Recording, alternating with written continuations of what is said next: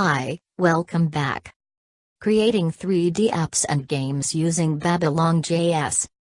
Part 2, How to display and use the debug layer. Calling. You can display the debug layer by calling scene.debuglayer.show. Loading. Provided your project is running on a server, the debug layer is automatically loaded from the Babylon.js server when it is called as above.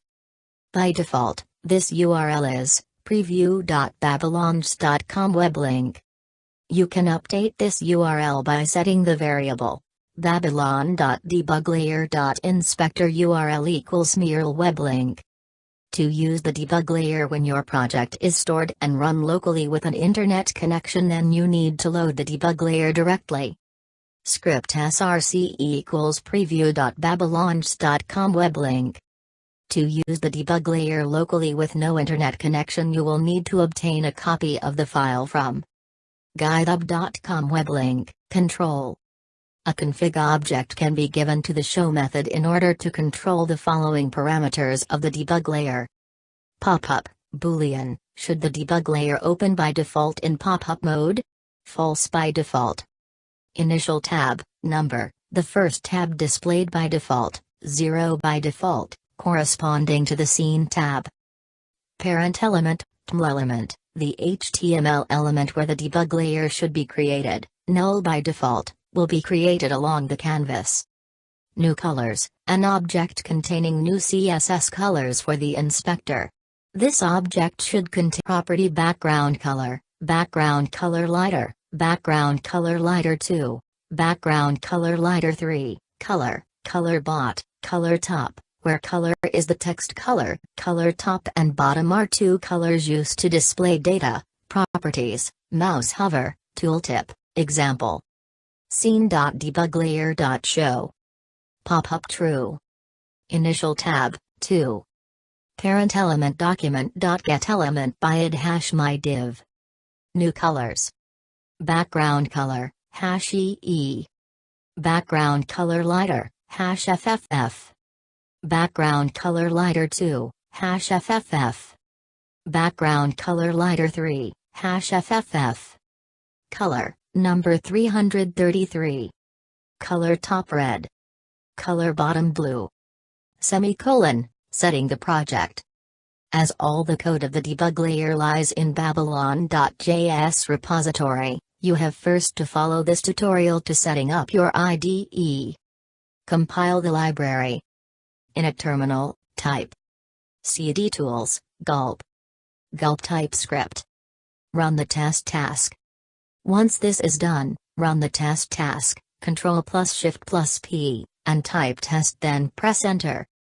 Open the URL, localhost:1338 web link. You should be able to see the test file. See next, for the inspector. Updating the test file. The test file is /inspector/test/index.js. Here in GitHub, you can update the test file, and press F5 in your browser to check the changes, adding a new TS file in the project.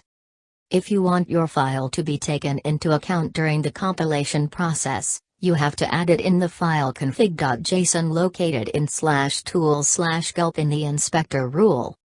Create a new color theme. You can update all variables defined in the file /inspector/sas/defines.scss. Creating a new tab. All tabs are in the folder inspector/src/tabs. By default, you can have two kind of tabs. A tab with nothing, see stats tab, texture tab, your class should extend tab. A tab with a tree list and a detail panel, see mesh tab, material tab, your class should extend property tab. Create a new tab that extends one of these class. Your tab should be then added to the tab bar, class tab bar, creating split panel. You can create a resize bar with the following code. Split element 1, element 2. Block drag, this ._inspector.popup mode. Direction. Semicolon.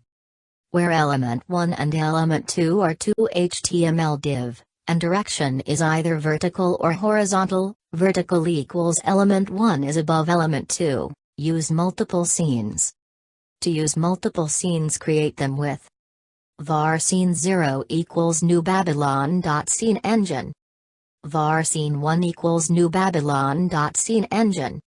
Then put the relevant camera, lights and meshes inside each scene and call them in the engine run render loop. Engine.run render loop function, scene 0.render. Scene 1.render. Semicolon. When you want the meshes of both scenes to be visible at the same time, then set the auto clear of scene 1, the last rendered scenes, to false.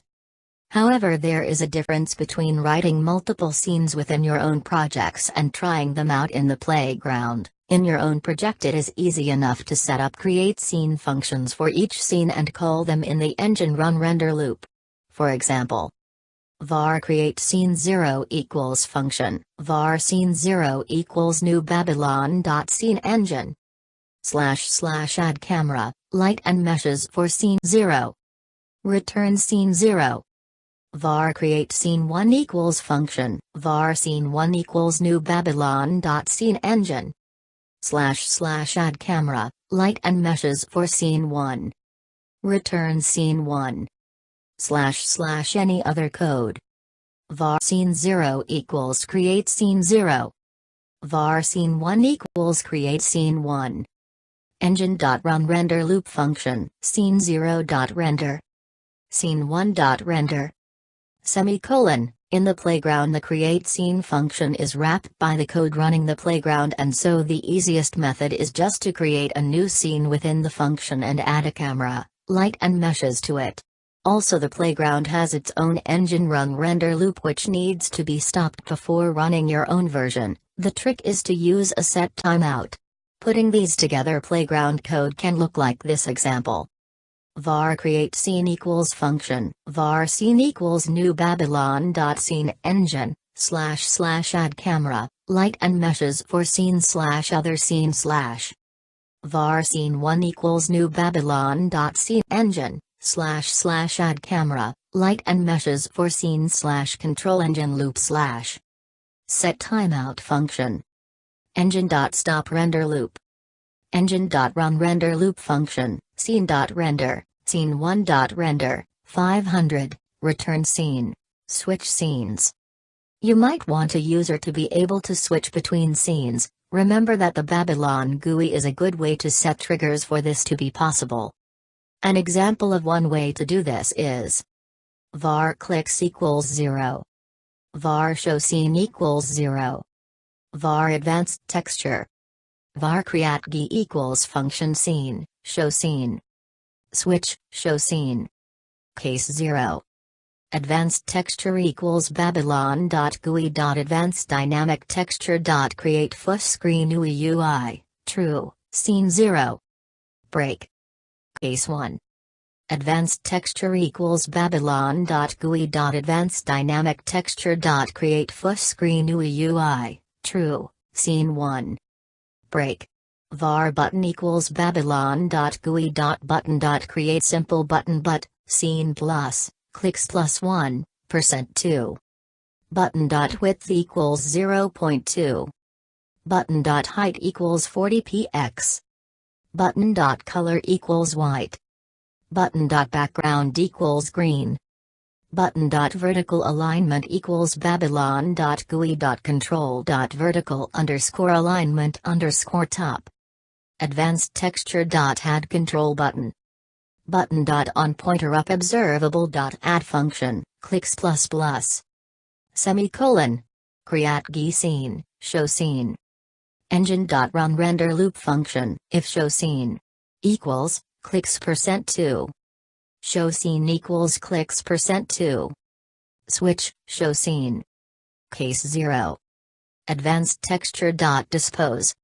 Create GUI scene 0, show scene. Scene 0.render. Break. Case 1. Advanced texture.dispose. Create GUI scene 1, show scene. Scene 1.render. Break. Semicolon.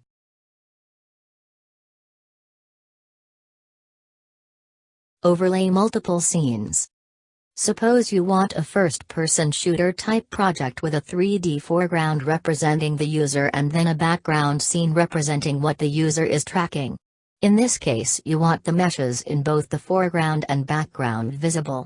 To do this, you want the foreground meshes drawn over the background, that is, you do not want the render canvas cleared when rendering the foreground.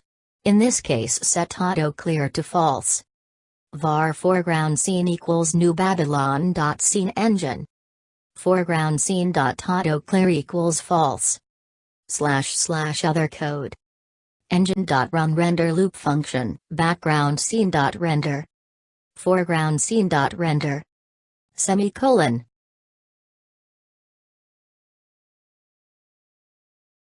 Create a custom loading screen. Starting with Babylon.js 2.3, the loading screen, the screen used when loading assets or a scene, can be changed by the developer. To create a new loading screen, you will have to create a simple class, implementing the following interface. Interface iLoading screen. / what happens when loading starts. Display a loading guy, equals void. / what happens when loading stops. Hide loading guy, equals void. / default loader support. Optional. Loading guy background color, string. Loading guy text, string. In plain JavaScript, your loader code will look like this. Function myLoadingScreen, variables needed, for example, text. / init the loader. This .loading guy text equals text. My loading screen .prototype .display loading guy equals function. Alert this .loading guy text. Semicolon. My loading screen .prototype .hide loading guy equals function. Alert loaded. Semicolon. In TypeScript the same will look like this. Class my loading screen implements iLoading screen. / optional, but needed due to interface definitions. Public loading guy background color, string. Constructor public loading guy text, string. Public display loading guy. Alert this .loading guy text. Public hide loading guy. Alert loaded. The usage is the same in both languages. var loading screen equals new my loading screen I'm loading. Semicolon. / set the loading screen engine to replace the default one. Engine.loading screen equals loading screen,